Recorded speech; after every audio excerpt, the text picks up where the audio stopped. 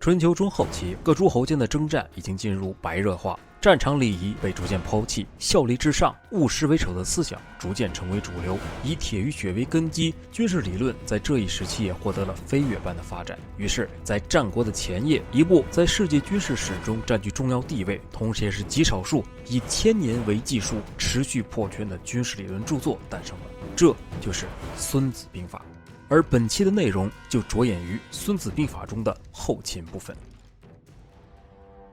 打仗即打仗，《孙子兵法》自首篇起就明确提出，对于战争这一关系到人民安危、国家存亡的事物，必须在准备阶段就进行通盘考察，这就是著名的道、天、地、将、法5事。其中法指取制、官道、主用，而主用就是军需物资、军用器械和军费的供应管理制度。由此可见，在孙子兵法的战争理论体系之中，后勤已经成为战争胜负的基本要素。于是，在军争篇中，他提出了著名的论断：军无辎重则亡，无粮食则亡，无伪计则亡。翻译过来就是，一支军队如果不重视军用装备的采购、粮食和草料的征集以及相应储备的话，大概率就会被摁在地上暴打。其包含了军队行军作战必须具备的客观物质条件，也再次强调了后勤在决定战争胜负中的重要作用。既然后勤是决定战争胜负的基本要素，因而只有充分准备物资才能保证胜算。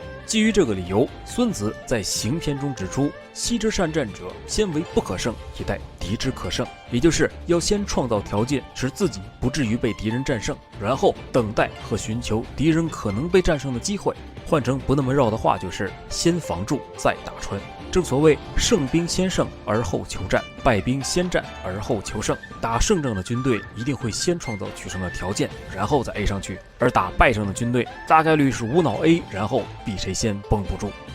而要做到准备充分，就又要从5个方面来权衡，也就是夺、粮、戍、称、胜，即通过国土面积、物质资源、兵员数量、军力强弱来判断胜负几率，互为因果也。所谓地生夺，夺生粮，粮生戍，戍生称，称生胜。翻译过来就是土地面积的大小会决定物质资源的差距，物质资源的差距会影响能够动员的兵员和保持有生力量的规模，有生力量的规模又会直接影响兵力、装备与配套火力的实际效果，进而对战争的胜负产生影响。从此我们可以发现，孙子将物质资源作为战争胜负的基础来看待，这与他将后勤视为战争胜负的基本要素完全一致。但兵力多却不一定是好事。如果现在还有人在打帝国时代的话，那你应该知道，暴兵势必会对生本产生拖累，而生本所需的时间、资源又会导致一段时间的军力空隙。维持和使用一支军队的资源丝毫不低于生本。战争规模越大，参战兵力越多，战争消耗就必然愈发庞大，后勤保障就会越来越繁重。按照春秋末期的生产力来说，10万之师日费千金的说法可能有些夸张，但时至今日，只要我们对隔壁的白军内战和美军数次大规模用兵背后财力的消耗稍有了解，就一定可以理解凡用兵之法，持车千驷，隔车千乘，带甲10万，千里馈粮，则内外之费，宾客之用，交期之财，车甲之俸，日费千金这几句话有多反战。反战这个字从一套兵书里蹦出来，可能会让你觉得我这个解读可能多少带点逆天，但是请相信我，《孙子兵法》能够流传于世且出圈几千年，其核心思想恰恰就在于它其实对战争所持有的态度极度谨慎，甚至已经快到反战的地步。而其表现逻辑往简单的说就是，只要打仗就要花钱，花很多钱，很多钱，而且还不一定能够赚。所以作为最高决策者的君王，就一定要考虑要不要打这场仗，而且尽量不要打。但真要打的话，就要往死里打，往绝里打，一劳永逸地解决问题。而到了这里，我们就可以引申出《孙子兵法》看似简单清晰的指导思想背后，稍微引申一下，就会让人觉得毛骨悚然的细节了。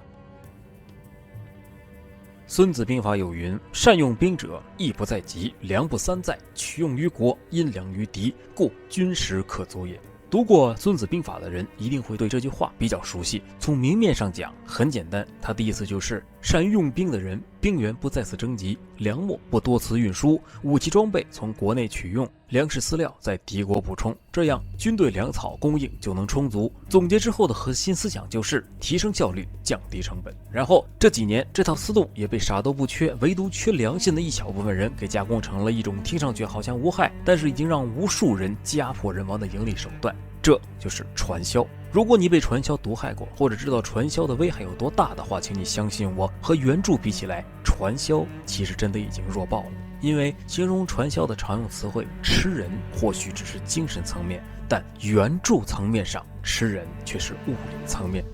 从文章中我们可以知道，如果军队执行的是境外作战，而粮食补给完全依靠本土供应的话，就必然会造成诸多方面的困难。首先，日费千金。无论是交通道路简陋、运输工具落后的春秋战国，还是妄图搞出大东亚共荣圈的军国主义日本所在的1930年代，他们所进行的千里远征，导致了长距离运输，都带来了国困民贫的后果。也就是所谓的国之贫于士者远输，远输则百姓贫。正是针对这种情况，孙子才提出了因粮于敌的主张。既然运输粮秣会造成国贫民穷、物价飞涨，影响本国人民的社会生产，从而丧失民心的话，那不如利害相权，让利大于害，直接因粮于敌，既可以解决吃饭的问题，还能够加倍的损耗敌人，在敌我力量的消长之中，形成我方之优势的目的。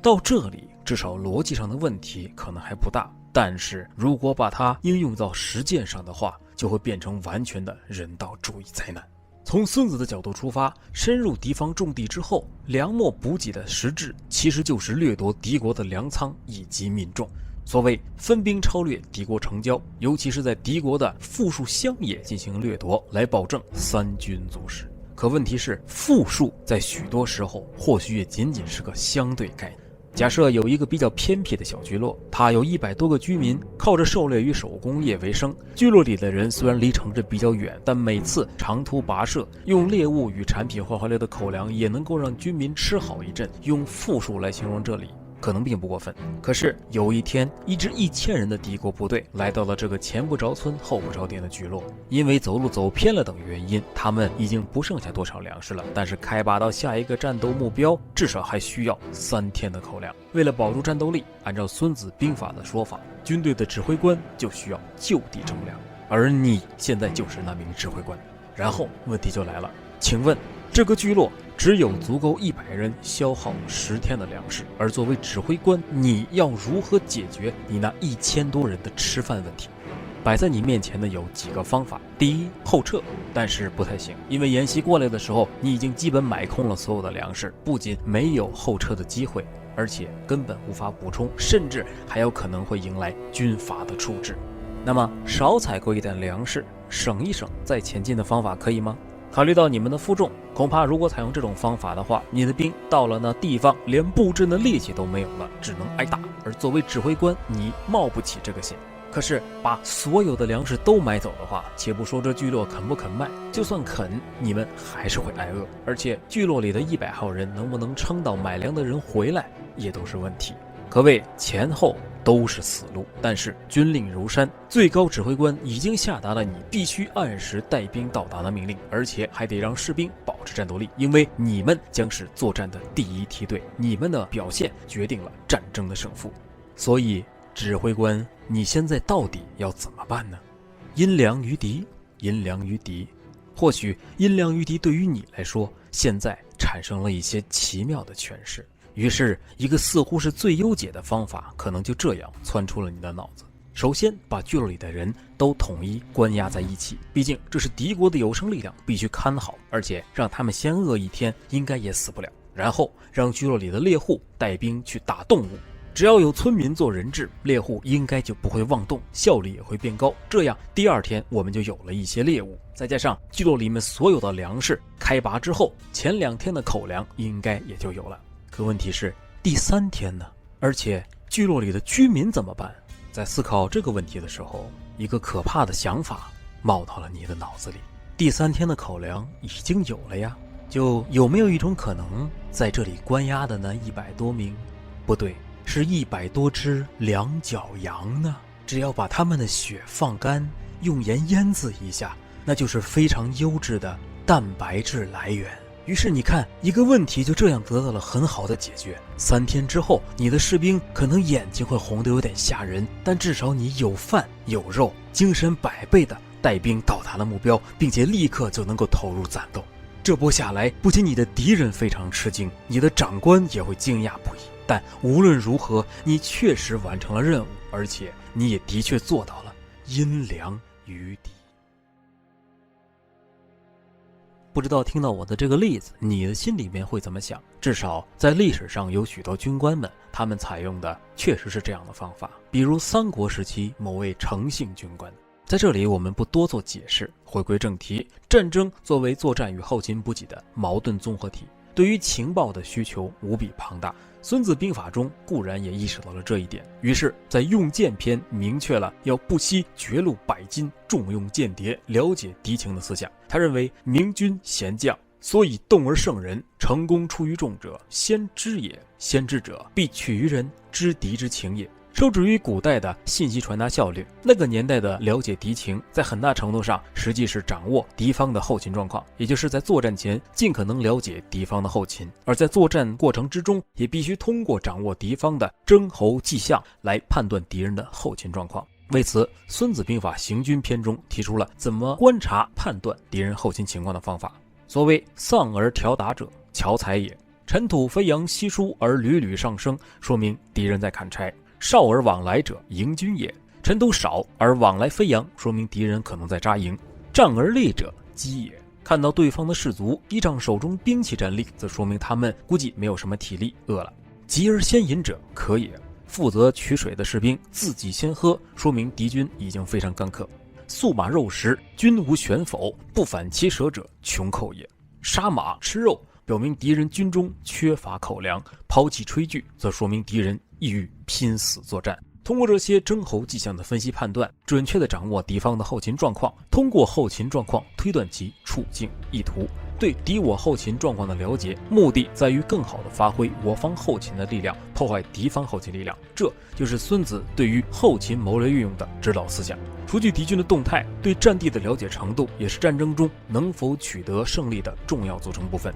在行军篇中，孙子便指出，军队通过山地要依谷而行，靠近有水草的谷地；驻扎时要选择居高向阳的生地，在江河地带驻扎要勿迎水流，以防敌人决堤淹没或者顺流攻击。通过盐碱沼泽地时要迅速离开，不可停留，而不得已与敌人相遇时，要尽量占领有水草而背靠林地的地方。而在平原地带驻扎时，则要选择地势平坦、补给方便的地带。在这些地形作战，可以尽可能的避免己方的内耗，减少损失。毕竟在战争之中，任何一种提高效率的行为都可以对战局产生影响。同理于敌方也是，在保证己方补给路线通畅高效的同时，若能够对敌方后勤实施有效破坏的话，则会事半功倍。为此，孙子特地在火攻篇中详细阐述了火攻的种类、条件、实施方法，并且得出火攻可以最大限度地摧毁敌人后勤力量，使敌人因遭火攻而丧失战斗能力的结论，非常的残忍，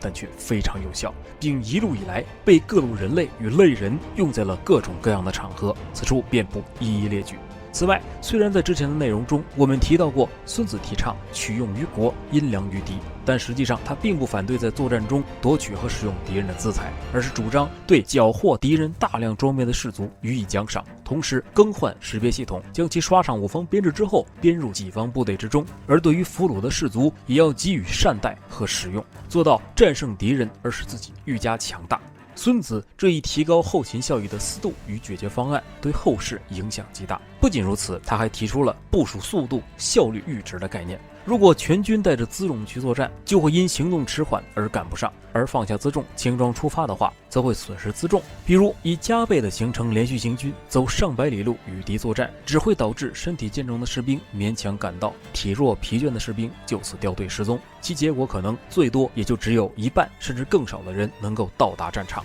这么点人不仅打不赢，而且可能会被全灭。所以军队行动距离越近，后勤运输距离越短，辎重就越轻，军队的包费就越小，后勤效益就越高，从而军队的整体实力就会越强，军事上面的主动权就会越大。所以在战况不利的情况之下，就应当通过适当的曲线途径达到禁止的目的，变不利为有利，取得作战的主动权。比如派出小股精干部队迂回至敌军背后，截断敌人后勤补给线，搞冷枪冷炮运动，甚至装神弄鬼，造成敌方吃不好睡不了，进而军心动摇，便可大幅度增加取胜的概率。由此我们可见，孙子兵法通篇都极为强调效率，甚至我们可以妄言孙武是一个典型的功利主义者。因为不管是出兵作战还是后勤保障，他都要求非利不动，不得不用，非危不战，要合于利而动，不合于利而止，并认为这才是安国安军之道。我们后人站在现在的角度，也的确可以说孙子的眼光是有其历史局限性的，